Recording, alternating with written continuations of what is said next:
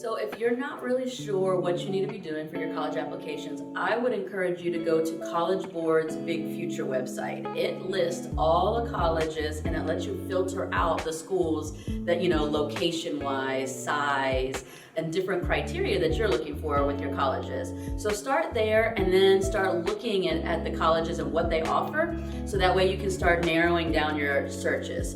We really suggest senior year, you have 3 to 5 colleges that you're applying to.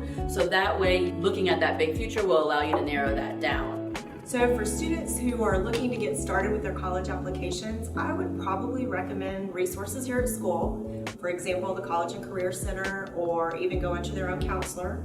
So as far as advice that I would give to students who are actually working on the college applications, I recommend that you make a chart and you list your colleges that you're planning to apply to. Some students will only apply to 2 or 3, others will have a list of 10. So no matter how many, I would still make a chart and I would list what are the deadlines for the application, the scholarships, and the housing. Housing is a big thing that a lot of students forget about, and so I would make sure that that's on your chart and you see those deadlines clear cut, because every school is going to have different deadlines, and that way you can prioritize which applications do you need to finish first versus which ones you can put off a little later.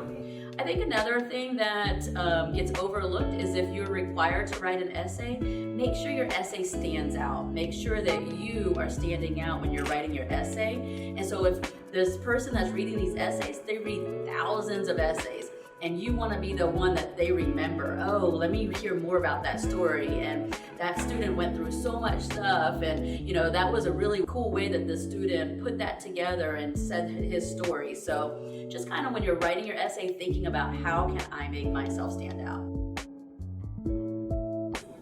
As easy as I can say, don't stress over it, don't stress over it. I know it's a stressful time, but really just thinking about the fact that you're going to get into college, whether it's your first choice or it might be your second choice.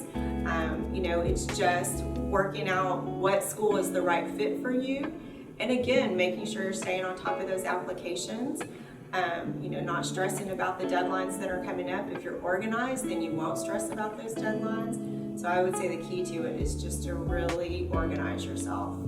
Also, as far as students that are stressing about the process and they're worried about the school they're going to get into, make sure you apply to at least one school that you know is a sure bet, where you look at the admission requirements and you meet each one of those admission requirements. So it's a sure yes, it's an easy yes. That way you have a backup no matter what. And the good thing is too, for students, I want to remind them, every student who I've ever had want to go to college, they go. I've never had a student who wanted to go to college and then couldn't. They all make it happen. So I think that's great news. The other thing is, I've never heard a person say, I graduated from X university and I wish I hadn't. Like, everybody is happy with where they graduated from, and they're just glad that they have a degree and that they're done. So that's my advice and recommendations.